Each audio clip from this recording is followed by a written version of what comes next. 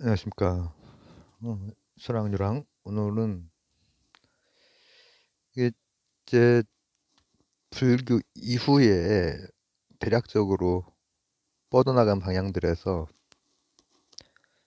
지적인 탐구 그리고 대중신앙적인 또 어떤 시기 이런 시기들을 좀 구별을 해봤잖아요. 근데 그 이후잖아요. 부처 선생 이후를 이렇게 봤다면은 오늘은 부처 선생 이전을 좀 한번 보려고 해요. 저번에도 이제 인식론적인 관점 때문에 이제 그거를 나눴듯이 이번에도 이제 인식론적인 관점, 뭐라고 하면 좋을까? 그 화두를 가지고 이제 요거를 어, 해서 부처 시대까지 오고자 하는데, 즉, 부처 시대에 겐지스 강, 이렇게 인도가 있으면은 강이 요쪽 겐지스, 요쪽 인더스 이렇게 있죠. 데칸구원. 그 다음에 여기 스리랑카. 아 이거 판서를 해야 되는데 그죠? 삼각형이 있어요. 역삼각형이. 오른쪽 겐지스, 왼쪽 인더스, 중앙 데칸구원, 그다음 밑에 스리랑카.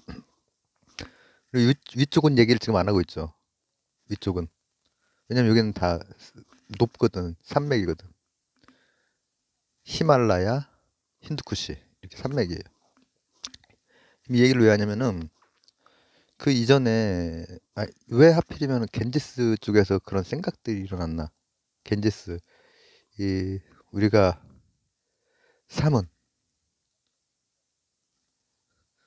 어 그러니까 육사외도 뭐 이렇게 하는 그 삼원들 저번에 이거 얘기했던 그런 어 슈라마나 이 요 요약 요 여기에서 생겼던 여러 생각들은 겐지스에 생겼거든요. 그리고 요 요쪽 인더스 이쪽은 기본적으로 어 바라문교, 바라문교, 브라만교. 그렇지만은 여기도 특정 시기 부처 시기 근처가 들어올 때 우파니샤드, 우파니샤드 굉장히 철학적인. 근데 에, 이제 묶을 때 우파니샤드는 사실 이쪽에 묶을 수 있겠죠. 생각의 성격으로. 아, 그건 좀 나중에 봐야겠구나. 이쪽은 브라만교는 음, 아우 이거 역사까지 좀 들어가야겠네. 역사랑 지금 지리적으로 좀 보려고 했는데 브라만교는 아리아인들이 인도의 생각이 죄송합니다. 너무 주절주절이라서 현설했어요. 인도가 이제 19세기, 20세기에 걸치면서 서양에서도 또 인도에서도 서로 왔다 갔다 생각의 교류를 통해서 이제 인도에 대해서 왜 하필이면 이때 그런 생각들이 그리고 어떤 특이한 방식의 인식들 조금 이제 갈리는 그 지점들이 생겼을까 이것을 봤을 때 갈리거든요 실제로 이거를 되게 19세기 20세기에 정리를 하면서는 이렇게 봐요. 뭐냐면 어, 우리가 그 그리스 거기 할 때 상업하고 절대 권력의 부재였죠. 이쪽은 산맥 산맥 산맥 때문에 그 시기 이전까지 아리아인이 한번 넘어온 적은 있지. 인더스 강 쪽으로 사실 두 번 넘어왔다고 봐야 되겠지만 한 번 넘어온 적이 있어. 근데 역사 전체를 봐도 엄청나게 이렇게 왔다 갔다 할 수 있는 그 문명이 아니에요, 일단. 그러니까 마리안 넘어온 적 있고 뭐 기껏해야 뭐 알렉산드로스 그리고 이슬람 이렇게 이쪽으로 이렇게 왔던 적은 있죠. 근데 이쪽은 거의 없죠. 히말라야 쪽은. 이쪽으로 왔던 것은 주로 정복하기 위해서가 아니라 중국의 혹은 우리나라의 일본의 승려들이 배우려고 왔었죠. 배우려고. 왔다가 많이 죽었죠. 많이 죽었죠. 그게 서유기예요, 서유기. 천동북사에게. 그렇단 말이죠. 그게 하나의 그 특징이야. 지리적인 그런 특징은 실제로 영향을 많이 줘요. 왜냐하면 이집트 같은 경우에도 외적이 침입하기 조금 그 어려운 구조여서 여기가 조금 아예 없었던 거기도 힉소스라든지 있었지만은 그래도 조금 뭐랄까 안정감 있게 그렇게 발전했던 부분이 있거든요. 메소포타미아는 늘 바뀌었잖아. 늘 아시리아, 바빌로니아 뭐 계속 바뀐단 말이야. 계속 이게 정복자들이 바뀌고 또 뭐 깨지고 뭐 이렇게 시리아라든지 뭐 이렇게 다 저렇게가 되잖아요. 근데 이쪽은 일단은 그게 좀 적었고, 그다음 또 하나의 요소는 뭐냐면은 겐지스강이랑 인더스강이랑 그때 당시에도 이 문화적인 어떤 것들이 좀 차이가 있어. 뭐냐면 겐지스는 아주 그냥 세계적인 곡창지대예요. 곡창지대. 그러니까 그 철기가 본격적으로 유입됐을 때 이쪽은 철기도 있지, 상업도 있지, 그리고 원래 곡창지대지. 그러니까는 여기에 먹고 사는 문제가 조금 해결이 된 거. 내부에서 많이 갈등을 했지만, 싸웠지만, 춘추전국 시대였지만, 그런 두 가지 요소를 이제 뭐 이제 저 상업과 절대 권력의 부재 이렇게 했던 것처럼 그런 요인을 들기도 해요. 근데 이제 어, 저는 이제 그 그리스 그쪽은 훨씬 더 이렇게 설득력 있게 받아들이는데 이쪽은 너무 복잡해 사실은. 위로 막혀 있다고 하지만 너무 복잡해가지고 이런 것도 봐야 될 것 같아요. 인더스강 쪽은 지금의 어디죠? 방글라데시죠. 방글라데시. 그리고 겐지스강은 간단하게 얘기하면은 파키스탄이죠. 그다음에 이렇게 데칸권 중심으로 이렇게 있는 게 지금 인도 그리고 스리랑카 따로 있고 다 갈라져 있죠. 이게 이게 다 어, 이게 모아졌던 게 갈라진 게 아니라 여기는 계속 갈라진 상태였어요. 사실은 인종적으로 모든 색깔의 인종이 다 있어. 여기는. 그 아리아 인족이 넘어오기 힌두쿠시를 넘어오고 나서 이제는 얼굴색이 하얀색까지 온 거지. 검은색에서부터 하얀색까지 모든 인종이 다 있어요. 여기는 어, 우리 같은 인종도 있어요. 몽골 인종도 있어요. 북쪽에. 북부 쪽에는 그렇게 네팔 요 근처라든지 그러니까는 완전히 이질적인 저기들이 다 모여 있고 어? 그러니까 여기가 이렇게 안전하게 이게 둘러싸여 있고 그리고 이거 먹고 살만하고 이것도 일리는 있지만 요 여기가 가지고 있는 복합적인 성격 그리고 현대사에서 원래 갈라져 있었고 그렇지만 인도라는 대륙 그런 관념을 하나로 이렇게 퉁쳐가지고 인도라고 이렇게 어, 해왔고 그 다음에 오히려 국민국가가 형성되는 19세기 막 이때 그 유럽에서 그때 여기가 이제 인도로 묶인 거지. 그렇지만은 어떤 면에서는 영국에 의해서 분할이 다 된 거예요, 사실. 쉽게 말하면은 얘네는 불교도 있고 뭐 브라마교도 있고 하지만 지금 힌두교죠, 힌두교.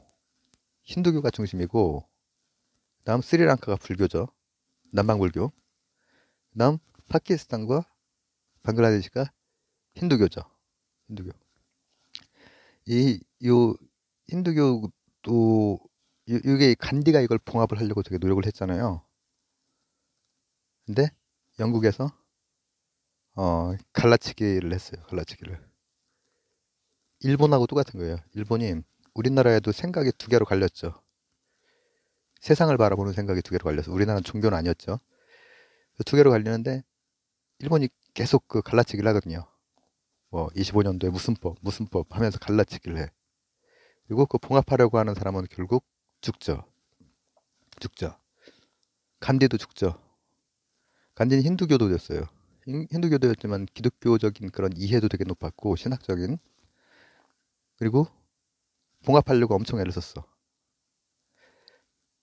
뭐 김구 선생도 마찬가지네. 봉합하려고 엄청 애를 썼어. 그거 그렇게만 볼 수는 없어 사실. 여기는 우리나라는 또 우리나라 나름대로의 복잡성이나 이런 게 있거든요. 인도도 그렇겠지 사실. 왜냐면 그, 그 간디를 암살한 게 힌두교도가 아니에요. 이슬람교도가 아니에요. 힌두교도가 가지고 있어요. 힌두교도가. 김구를 암살한 것도 누구라고 말할 순 없다.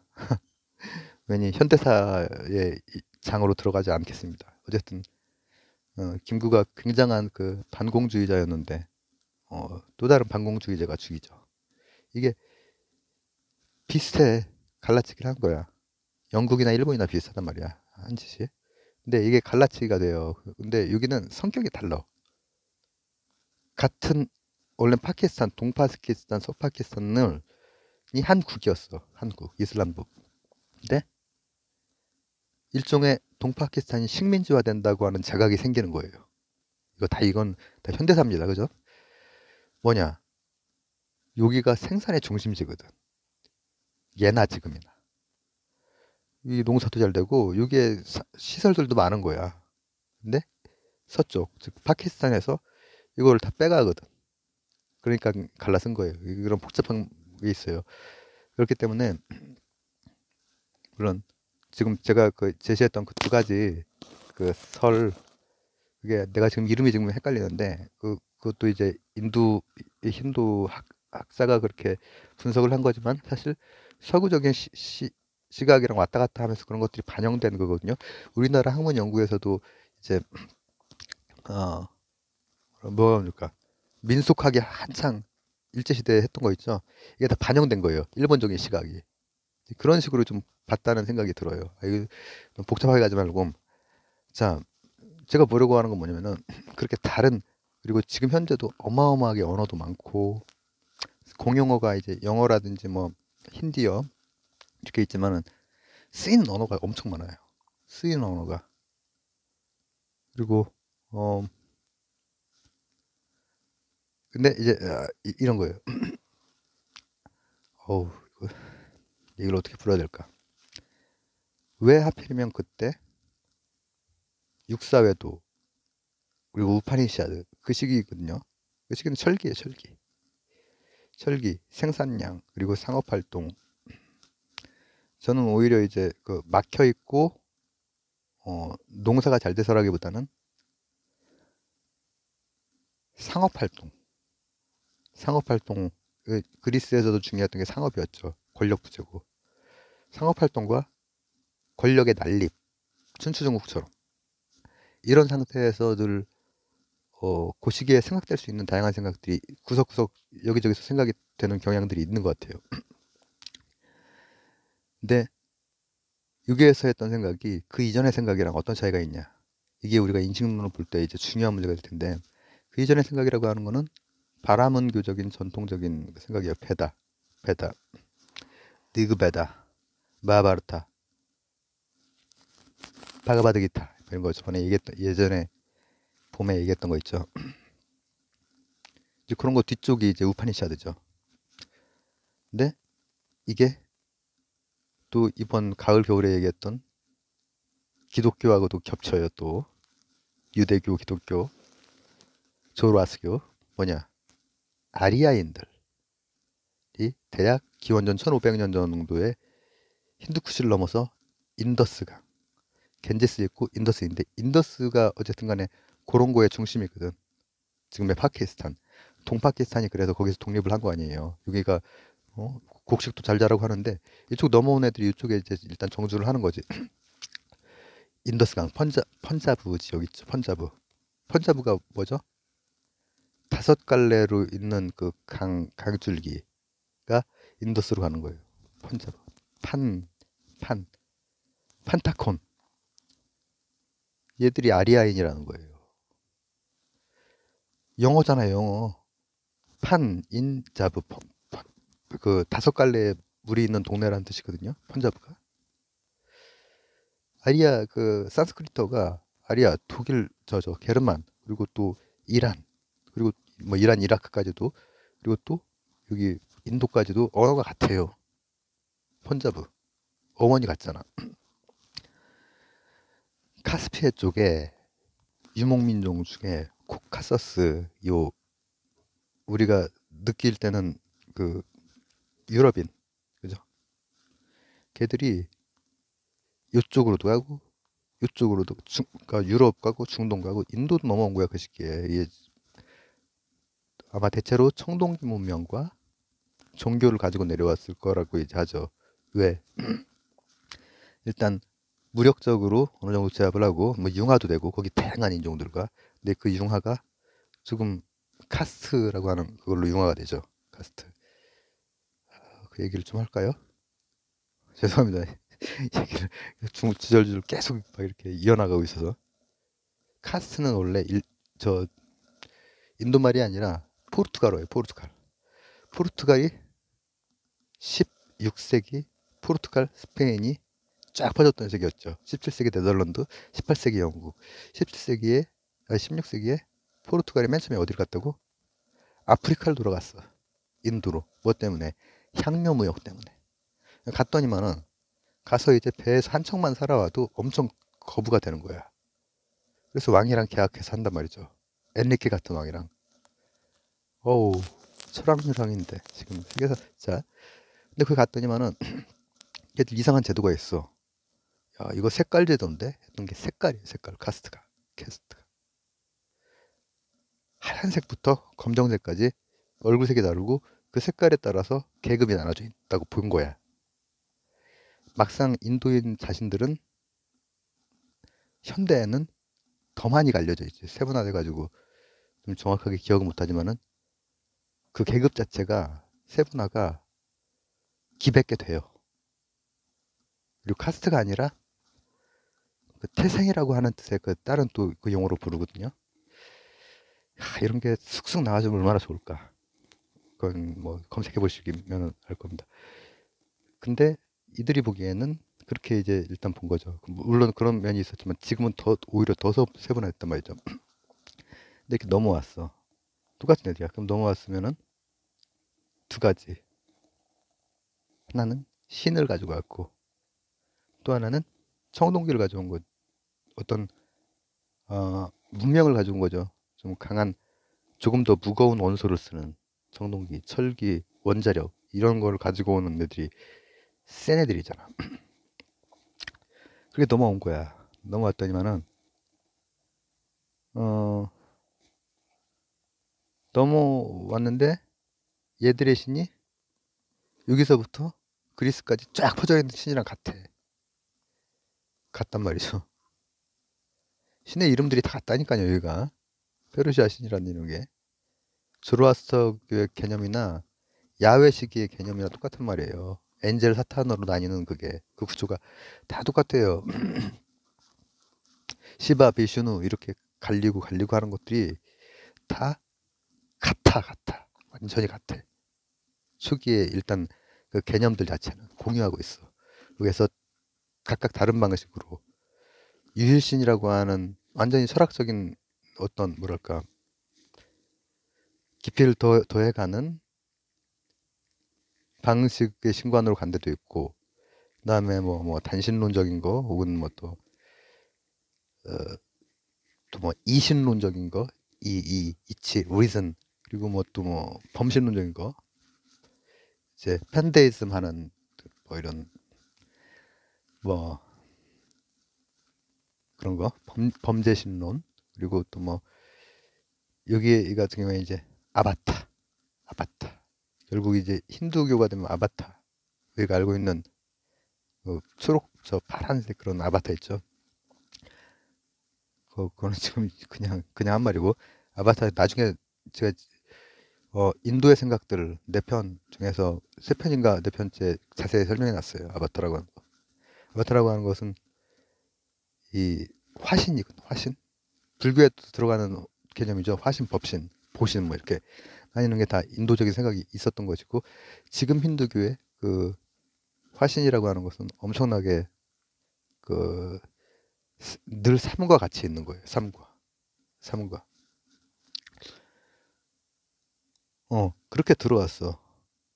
근데 그 신 개념 그리고 제사 이쪽은 같은 아리아인들이라고 해도 뭐 유대교적으로 갈 수도 있고 뭐 그리스적으로 갈 수도 있고 수학을 신으로 할 수도 있고 이데아를 여기는 제사가 신이 됐어. 제사가 얘기한 적 있죠? 제사가 신이야. 제사가. 그러니까 베다 같은 경우에 이렇게 된단 말이죠. 찬양하는 장이 있고 제사의 장이 있고 그다음 우파니샤드 철학적인 장이 있는 거야. 근데 또 하나 찬양하고 제사하고 그다음에 제사의 요약집 같은 거 다이제스트 지침서 같은 것도 하나 있어요. 그런 식으로 네 개로 보통 나누는데 그 뭐냐면은 어떤 산림 같은 데서 이런 수행 같은 거 할 때 바로바로 쓸 수 있는 어떤 것들 약식으로 된 거. 근데 이렇게 들어오면서 기존의 문화랑 결합을 좀 해나갈 거 아니에요. 결합을 해나가면서 우파니샤드 정도 부처 앞뒤 근처 시기가 오면은 우파니샤드가 나오는 거야. 그리고 이쪽에서는 사문들이 나오는 것이고. 근데 뭐랑 결합을 했냐? 첫 번째는 이런 거야. 수행, 명상. 인도를 보통 갔다 와 보신 분들 중에서는 이제 그런 얘기를 종종 하시죠. 인도는 나무 그늘에 앉아 있을 수밖에 없다. 기후가 가부좌를 쓸 수밖에 없다 이거야. 그 문화가 이상하게 그쪽에는 원래 있었어. 원래 그거랑 베다랑 결합을 하는 거죠. 아리아인들의 신이랑 그런 방법론도 그런 것도 결합을 하고 그러면서도 엄격한 제사주의 산스크리트 하기 논리 막 만들어가면서 산스크리트도 한 두 개 정도로 보거든요. 베다식의 산스크리트어가 있고 클래식 산스크리트어가 있어요. 베다식 산스크리트 클래식이 이제 부처식이 이렇게 되는 건데 그렇게 이제 막 저기를 하는데 갑자기 우파니샤드가 오는 전부터 우리가 인식론적으로 갈리는 부분이 하나 있는 거예요. 근데 이게 뭐냐? 바로 바울과 신란 이거 기독 신앙 얘기할 때 신학 철학적으로 봤을 때 그리고 원효와 신란 뭐 이런 건 불교 때 했었죠. 자력과 타력의 문제가 기원전 한 뭐 500, 600년 전 그 시기에 확 갈리는 거예요. 한 500년 전에.